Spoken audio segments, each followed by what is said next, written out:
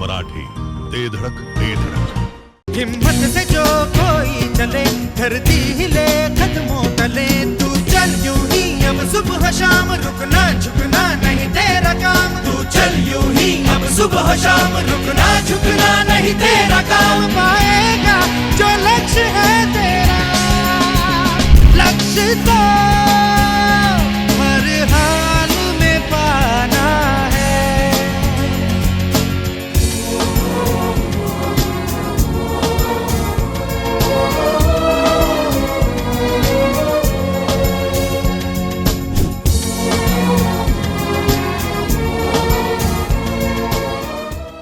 नेर्ले गावचे सुपुत्र, मुंबई येथे प्रादेशिक परिवहन अधिकारी म्हणून कार्यरत असणारे आमचे मित्र माननीय अनिल पाटील साहेब यांची कन्या चिरंजीवी अंकिता पाटील हिने UPSC परीक्षेत ऑल इंडिया 140वी रँक मिळवून IPS पदी निवड झाल्याबद्दल तिचे हार्दिक हार्दिक अभिनंदन। शुभेच्छुक माननीय उद्धव अण्णा पाटील आणि समस्त जिओ मराठी मित्र परिवार विटा। कान, नाक आणि घशासंदर्भातील आजाराची आता चिंता सोडा। विटा शहरात अत्याधुनिक तंत्रज्ञानाद्वारे आता अचूक निदान आणि खात्रीशीर उपचार उपलब्ध।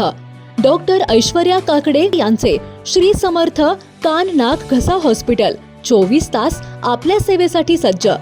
संपर्क आपल्या स्क्रीनवर।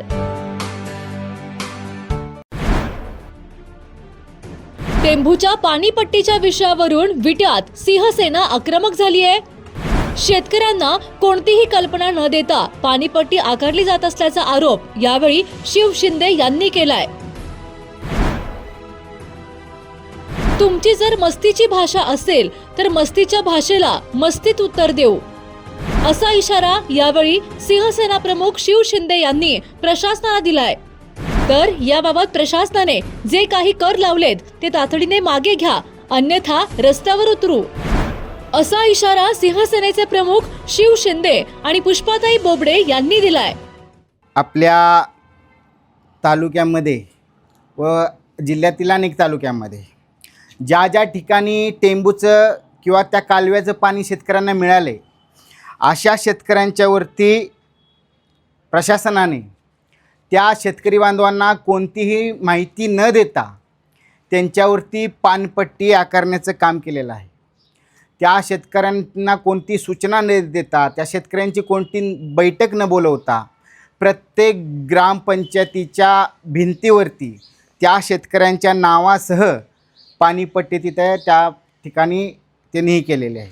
सगळ्यात महत्त्वाचा विषय म्हणजे की आपल्या सर्व पत्रकार बांधवांना माहीत आहे, आपल्या राज्यातल्या ग्रामपंचायती असो, जिल्हा परिषद असो, नगरपंचायत असो, नगरपालिका असो, महानगरपालिका असो, विधानसभा असो, लोकसभा असो, आत्ता सर्व निवडणुका ह्या संपलेल्या आहेत। त्यामुळे ह्या आत्ताच्या ज्या सत्तेतली जे असणारी सरकार आहे, त्या सरकारला तुमची आमची काही गरज उरलेली नाही। तुम्ही त्यांना आता सत्तेत सगळ्याच ठिकाणीवरून बसवल्यामुळं आता ते मनमानी करायला, तुमच्यावरती नको ते कर लादायला, ते अक्षरशः राज्य सरकार असो किंवा त्या भागातले सरकार असो हे निवांत आहेत, असं म्हटलं तर काय हरकत नाही। सर्वात महत्त्वाचा विषय म्हणजे तुमचे योगदान किंवा तुमचं महत्त्व हे त्यांना फक्त निवडणुकापुरतं आहे, सगळ्यात महत्त्वाचा विषय। त्यानंतर हे आता जे कोणती माहिती न देता हे सरकारने आत्ता जे आपल्या शेतकरी बांधवांच्यावरती हे जे काही लादण्याचं जे काम केलेलं आहे, त्याला आमचा शिवसेनेचा सक्त विरोध आहे। हे जी काही नाटकं प्रशासनाने जे आत्ता काही केलेली आहेत, ह्यांनी तातडीनं मागे घ्यावी। त्यानंतर आपल्या तालुक्याचे सन्माननीय माननीय आमदार महोदय यांनी आता विधान भवनमध्ये काही दिवसापूर्वी आपले जे शेतकरी बांधव आहेत, द्राक्ष बागायतदार, त्यांच्या या मूळ काय जे कंटेनर अडकलेत किंवा त्यांचा माल तिथून तो खराब झाला आहे, त्या संदर्भामध्ये आपल्या तालुक्याचे सन्माननीय आमदार यांनी हा विषय त्या ठिकाणी मांडला आहे। ठीक आहे, तोही शेतकरी बांधवांचा विषय आहे, आम्ही त्याचं स्वागतही करतो। परंतु हे जे छोटे मोठे शेतकरी आहेत ते तुम्हाला महत्त्वाचे नाहीत का? ते शेतकरी पण तेवढे महत्त्वाचे असले पाहिजेत। या शेतकऱ्यांच्या उपर अशाच पद्धतीने जर सरकार व शासकीय अधिकारी जर कर लादत असतील तर त्यावरती तुम्ही कधी बोलणार आहे? आपल्या शेजारच्या तालुक्याचे आमदार माननीय विश्वजित कदम असतील, पलीकडचे आपल्या माननीय आमदार रोहित पाटील असतील, यांनीही त्यांच्या भागातही टेंबूचं पाणी गेलेलं आहे. त्यांच्या भागातही शेतकरी आहेत. यांनी यावरती तातडीनं बैठक घ्यावी. आपल्या आपल्या तालुक्यामध्ये त्या अधिकारी असतील त्यांच्यावरती चौकशी घ्यावी की बाबा हे तुम्ही कशा पद्धतीने लादले, तुम्ही याची सूचना दिली आहे का, आम्हाला दिली आहे का तुम्हाला माहीत आहे हे सगळं प्रकरण, तरी तुम्ही काय यावरती बोलत नाही? हाही आमचा या लोकप्रतिनिधींना प्रश्न आहे आपल्या सर्वांच्या माध्यमातून. आणि शासनाच्या अधिकाऱ्यांना मला सांगायचं आहे, हे तुम्ही जे काही कर लावलेले आहेत ते तातडीने मागे घ्या. आणि तुम्ही जर जाऊन, आता आम्हाला समजले काही काही गावामध्ये यांच्या रात्री 9-9 वाजता बैठका होत आहेत. त्या शेतकऱ्यांना तुम्ही वेळ काय दिला आहे? 2 तारखेला तुम्ही नोटीस जाहीर केले आणि 9 तारखेच्या आतमध्ये तुम्ही यावरती तुमच्या ज्या काही हरकती असतील त्या नोंद करा, नाहीतर तुमच्या 7 बाऱ्यावरती हा बोजा चढवला जाईल. मग एवढी मस्ती तुम्हाला कुठून आले? एवढे मस्तीत तुमचे बोलण्याचं भाषा तुमची जर असेल तर त्या मस्तीच्या भाषेला आम्ही मस्तीतच उत्तर देऊ, हे आपल्या सर्वांच्या माध्यमातून त्या मला अधिकाऱ्यांना सांगायचं आहे. त्यामुळे हे जे काही नाटकं चालू आहेत ते तातडीने मागे घ्या, नाहीतर या सर्व तालुक्यातील शेतकरी बांधवांना रस्त्यावरती त्यांना घेऊन आम्हाला तुमच्या विरोधामध्ये रस्त्यावरती उतरावं लागेल. त्यात आत्ता सगळ्यात चालू असलेले साखर आयुक्त आहेत, त्यांची जी नाटकं चालू आहेत ते तर भयंकरच आहेत. ज्या पद्धतीनं साखर आयुक्तांच्याकडून शेतकऱ्यांची फसवणूक, पिळवणूक ज्या पद्धतीनं होत आहे, तर साखर आयुक्तांनी ह्या सगळ्या गोष्टीकडे लक्ष द्यावं. आणि आमची त्यांनाही इशारा आहे, तुम्ही जी काय आतापर्यंत जी एकूण तुम्ही चालवत आलेली नाटकं आहेत हे जर तुम्ही थांबवले नाहीत तर आम्हाला तुमच्या विरोधातही रस्त्यावरती उतरावं लागेल, एवढंच मी सांगतो. आज शिवसेनेच्या माध्यमातून शेतकऱ्यांची कशाप्रकारे पिळवणूक होणार आहे टेंबू योजनेच्या मार्फत आणि होत आहे, आणि त्याच्यावर कोणत्या प्रकारे उपाययोजना कराव्यात आणि केल्या पाहिजेत, यासाठी आज ही पत्रकार परिषद आहे. आत्ताच आमचे ॲडव्होकेट अभिजित पिसाळ यांनीसुद्धा मुद्दे मांडलेले आहेत की बाबा कोणत्या मुद्द्यावर शिवसेना आज आवाज उठवणार आहे. आज शिवसेनेच्या माध्यमातून जे काही टेंबू योजनेचे अधिकारी असेल, प्रशासन असेल, यांच्या निदर्शनास या गोष्टी आम्ही आणू इच्छितो की बाबांनो, हे जे काय प्रकारे पाणीपट्टी आकारण्यात येत आहे, टेंबू योजना ही मग शेतकऱ्याला तारक आहे का मारक आहे हेच कळण्याचं साधन नाही आहे. कारण भारतीय अर्थव्यवस्थेचा कणा ज्या शेतीला म्हटलं जातं, आज त्या शेतीची खऱ्या अर्थानं अवस्था काय झाली आहे. आज शेतकरी आत्महत्याग्रस्त आहे, आत्महत्या करायला प्रवृत्त होत आहे. आणि असं असतानाच, अशी परिस्थिती असतानाच आज जी काही टेंबू योजना आपल्या भागात फिरली आहे आणि त्या टेंबू योजनेतून जी पाणीपट्टी आता नोटिसा लावलेल्या आहेत प्रत्येक ग्रामपंचायतमध्ये की कशा प्रकारे पाणीपट्टी आकारली गेली जाणार आहे. आणि ही पाणीपट्टी आकारली जात असताना ज्या शेतकऱ्यांवर ही पाणीपट्टी आकारली गेली त्या शेतकऱ्यांना कोणतीही पूर्वसूचना दिली गेलेली नाही. हा अतिशय महत्त्वाचा मुद्दा आहे. कारण आपण बघतो, कुठलीही योजना असू दे, साधं कर्जमुक्ती योजना असू दे किंवा एखाद्या नेत्याचा भ्रष्टाचार असू दे, त्याच्यावर प्रत्येक वेळेला एक समिती नेमली जाते आणि त्या समिती गठन करून त्याचा अहवाल आल्यानंतर काही गोष्टी त्यातून घेतल्या जातात, प्रदर्शित केल्या जातात. पण शेतकऱ्यांच्याच बाबतीत प्रत्येक वेळेला अशा गोष्टी का घडतात? कारण शेतकऱ्याला राजा म्हटलं जातं, शेतकरी राजा, पण त्याची आज हरेक ठिकाणाहून, प्रत्येक ठिकाणाहून पिळवणूक होत आहे. आणि अशा प्रकारे पाणीपट्टी आकारली जात असताना ते क्षेत्र खरंच कोरडवाहू आहे का पेरीव आहे, हरित त्या म्हणजे तिथं ऊस लावलेला आहे, अशा कुठल्याही गोष्टी तिथं पाहिल्या गेलेल्या नाहीत. ज्या ठिकाणी ही पाणी योजना किंवा ही टेंबूचं पाणी पोचलेलं नाही अशा ठिकाणच्या शेतकऱ्यांना सुद्धा अशा प्रकारची पाणीपट्टीचे नोटिसा गेलेल्या आहेत. आणि असं असताना सुद्धा त्या शेतकऱ्यांना अचंबा झाला की बाबा अचानक ही पाणीपट्टी अशा एवढ्या भावात त्याचा आकार किती आहे आणि कुठल्या बेसिसवर आकार ठरवला, त्याला कुठले निकष लावले आहेत. असं असताना जर अशा शेतकऱ्यांनी आवाज उठवला तर तिथं या टेंबू योजनेचे अधिकारी येऊन सांगतात की आम्ही तुमचं काही ऐकून घेणार नाही, तुमचं काही ऐकलं जाणार नाही, तुम्हाला या पद्धतीनं पाणीपट्टी ही भरावीच लागेल. मग विचार करा तुम्ही, शेतकरी राजा, योजना शेतकऱ्यांसाठी आणि शेतकऱ्यांची पिळवणूक, आवाज कोण उठवणार, कोणाला प्रश्न विचारायचे? हे सगळं होत असताना आज शिवसेनेच्या माध्यमातून आम्ही शेतकऱ्यांचा आवाज होणार आहे आणि होत आलो आहोत.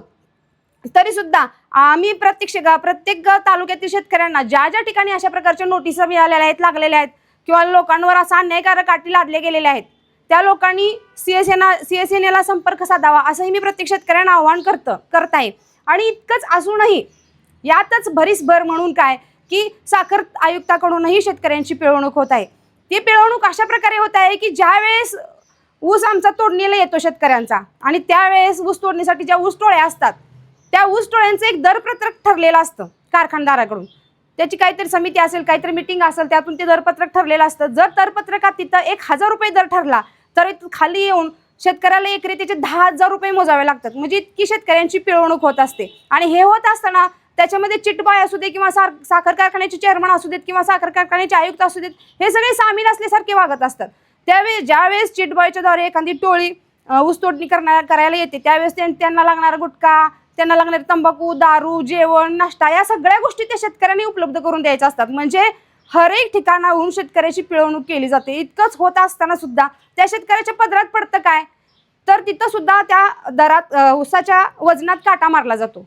मग त्या काट्याची कुठं चेकिंग केलेलं आहे का हे सुद्धा तिथं बघितलं जात नाही. आणि एवढं असतानाच आता ह्या पाणीपट्टीमध्ये सुद्धा बघायला गेलं तर ज्या कारखान्याला ऊस घातला जातो त्या वीज बिलाच्या पट्टीतून ही पाणीपट्टी वसूल केलेली दिसून येत आहे. म्हणजे एकराला एका टनामागं जर 1000 रुपये पाणीपट्टी वसूल करून घेतली जात असेल तर आज विचार करा, एखाद्या शेतकऱ्याचा 9-10 टन ऊस गेला तर त्या शेतकऱ्यानं वर्षभर त्या शेतात राबून त्याच्या हातात काय पडणार आहे. आज त्या शेतकऱ्याला आत्महत्या करण्याशिवाय पर्याय नाही. आज शेतकऱ्या इतका गलित गात्र झालेला असताना ज्यावेळेस टेंबूचं पाणी एखाद्या शेताला मिळतं किंवा पोचतं त्याच वेळी त्या शेतकऱ्यासाठी अजून भरपूर गोष्टी असतात. त्या शेताला लागण असते, त्यांना खत माती असते, त्यांना औषध उपचार असतात. हे सगळं करत असताना त्याचा भरपूर खर्च होत असतो. त्याला रोजगार असतात, बिगारी असतात, ऊसतोड असतात, परत पाठवणी असते आणि वीज, त्यातून परत त्यांना मिळणारं बिल यासाठी सुद्धा त्याला वाट बघावी लागते. आणि इतकं होत असताना सुद्धा शेतकरी राबत असतो, करत असतो. आणि तरीसुद्धा आज या पाणीपट्टीच्या माध्यमातून शेतकऱ्यांवर जो अन्याय होत आहे हा अन्याय CSAनं तरी कदापि मान्य करणार नाही. आज ह्या अन्यायाचा पदोपदी पाठपुरावा आम्ही CSAच्या माध्यमातून करणार आहोत. आणि त्यासाठी वेळोवेळी आम्ही अतिशय तीव्र पद्धतीनं आंदोलन छेडण्यासुद्धा मागे पुढे बघणार नाही. एवढंच मला CSAच्या माध्यमातून आपल्याला सांगायचं आहे. आज आम्ही CSA मुख्य कार्यालय विटा येथे पत्रकार परिषद घेण्याचं कारण की मागील आठवड्यापासून जे पाटबंधारे विभाग शाखा अधिकारी सुळेवाडी यांनी तालुक्यातील गावागावामध्ये जे कालव्याचे पाणी आहे आणि त्या पाण्याचे जे बिल आहे त्या बिलासंदर्भात काही नोटिसा काढलेल्या आहेत आणि त्या प्रत्येक ग्रामपंचायतीच्या समोर लावलेल्या आहेत. त्या नोटिसांच्या विषयी हरकत घेण्यासंदर्भात आज CSA ही पत्रकार परिषद घेत आहेत. त्या नोटिसामध्ये त्यांनी असं मांडलं आहे की जे शेतकरी आहेत, जे ऊस शेतकरी आहेत त्यांच्या सातबाऱ्यावरती त्यांच्या परस्पर बोजा चढवायचा, जे पाण्याचं बिल आहे त्या बिलाचं डायरेक्ट बोजा चढवायचा असं त्यांनी तो घाट घातला आहे. हा आम्हाला CSAला मान्य नाही आणि त्यासाठीच आम्ही इथे आज हे पत्रकार परिषद घेत आहे. त्यातील काही मुद्दे असे आहेत की CSA अधिकाऱ्यांच्याकडून काही खुलासा मागत आहे. त्यातील काही मुद्दे असे आहेत की सर्वात प्रथम आकारणी रक्कम वर्कआउट कशी केली याची विश्लेषणात कुठली त्यांनी लिखित माहिती दिलेली नाही. ती माहिती त्यांनी पुढे समोर येऊन द्यावी. ही टेंबू योजना किंवा कुठलाही कालवा योजना येण्या अगोदर ज्या शेतकऱ्यांच्या शेतात मूळ विहिरी आणि बोर होत्या अशा शेतकऱ्यांना त्यांची या पाणीपट्टीतून वगळण्यात यावे आणि शासनाने जी रक्कम भरत आहे शासन व शेतकऱ्यांना आकारली जाणारी रक्कम यातील टक्केवारीचा त्यांनी उलगडा लोकांसमोर येऊन करावा. त्याचबरोबर काही साखर कारखाने एकाधिकारशाहीचा वापर करून याच विषयावर पाणीपट्टी रक्कम शेतकऱ्यांच्या वीज बिलातून अगोदरच त्यांनी वळीत केली आहे. मग ते कसे, यांना हा अधिकार कोणी दिला याचा पण त्यांनी समोर येऊन खुलासा केला पाहिजे. आणि काही गावामध्ये, काही डोंगराळ भागामध्ये, काही भागामध्ये अशी पद्धत आहे की ज्या क्षेत्राला अजिबात लाभ मिळाला नाही, जे क्षेत्र माळाचे आहे, जिथं पाणी गेलेलं नाही, जिथं कुठलंही ऊस पीक पिकत नाही, फक्त शेतकऱ्यांच्या नावावर त्या जमिनी आहेत, अशा जमिनीवर पण त्यांनी हा कर आकारण्याचा घाट घातला आहे. म्हणजे यांचं डोकं ठिकाणावर आहे का नाही, त्यांनी प्रत्यक्षात बघितलं तर पाहिजे नेमकं किती ऊस क्षेत्र आहे, किती लाभ क्षेत्रात आहे, किती क्षेत्र पाण्याचा वापर करते, हे कुठलंही न बघता त्यांनी सरसकट हे बोजा चढवायचं चालवलं आहे. हे असं चालून अजिबात घेणार नाही. आणि वर्षभरात किती पाण्याचे आवर्तन मिळतील याची कुठेही त्यांनी एक ठोस माहिती कोणी दिली नाही आजपर्यंत. आणि मेन लाईनवरून जोडण्यात आलेली सब लाईन जोडण्याचे काम अजून अपूर्ण असल्याने पाणी पुरवठा संपूर्ण परिसरात होत नाही याची पण त्यांनी काही कुठं खुलासा केला नाही. त्यांनी ते झाल्याशिवाय सर्व गावातील जमीनधारकांच्या सातबाऱ्यावरती बोजा चढवायचा प्रयत्न त्यांनी करू नये. आणि जे कॅनॉलवर जे वॉल्व आहेत, जे पाटाची दारं आहेत, त्या दारांची कोणी येऊन कसंही चालू करते, कोणी त्याची मोडतोड करते, ह्याच्यावर कुणाचंही कसलंही नियंत्रण नाही. याचंही त्यांनी समोर येऊन त्याची एखादी समिती स्थापन केली पाहिजे किंवा एखादी व्यक्ती नेमली पाहिजे. त्यानंतरच ते आवर्तन किंवा ही जी पाणी सुरळीत सोडण्याची प्रक्रिया आहे व्यवस्थित पूर्ण होईल.